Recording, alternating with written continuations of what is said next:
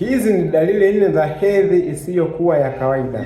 Ukiona dalili hizi, hakikisha unamwona daktari wako, ujue kwamba periodi yako aidha homoni zako haziko sawa. Hebu nisikilize hadi mwisho, wewe mwanamke.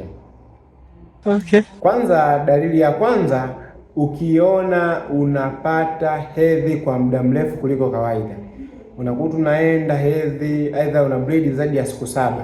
Hiyo inamaanisha kwamba una changamoto, yawezekani uvimbe, aidha ni shida ya hormone imbalance. Okay. Pili, kutokwa na damu nyingi kuliko kawaida. Unatokwa na damu nyingi wakati wa periodi wako, kiasi kwamba kila baada ya saa unabadilisha pedi, aidha kila baada ya masaa mawili unabadilisha pedi. Kwa maana hiyo, ujue hiyo ni dalili mbaya. Vyema ukafika hospitali, ukafanya vipimo ili ujue changamoto iko wapi. Okay. Dalili ya tatu, kuwa na mzunguko usioeleweka, aidha mzunguko unaobadilika. Mfano, unakuta mwezi huu una mzunguko wa siku 21, mwezi ujao una mzunguko wa siku 25, mwezi ujao 35. Kwa maana hiyo mzunguko ambao unabadilika.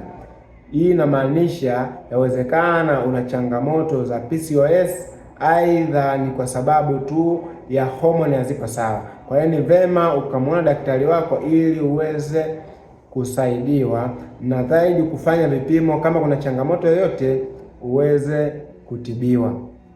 Namba 4, kupata maumivu makali wakati wa period. Kama unapata maumivu makali yasiyovumilika kiasi kwamba unashindwa kufanya shughuli zako, aidha unalazimika kutumia dawa ili kutuliza hayo maumivu, basi ni muhimu sana ukawasiliana na daktari wako uweze kupata matibabu.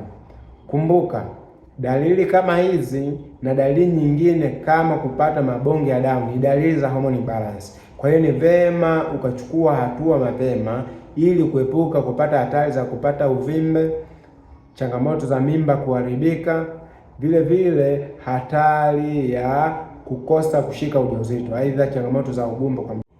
Unapoona dalili hizi, usijiulize mara mbili. Hakikisha unafika hospitali kwa ajili ya matibabu ya uhakika. Kumbuka, changamoto hizi unapoziwahi unazitibu vizuri, lakini unapochelewa zinakuathiri na mwisho wa siku zinaweza kusababisha tatizo kubwa ambalo unaweza kutumia muda mrefu, aidha gharama kubwa hadi kulitatua. Usisahau kutufollow na kusubscribe kwenye chaneli yetu ili uendelee kujifunza zaidi kuhusiana na afya ya uzazi.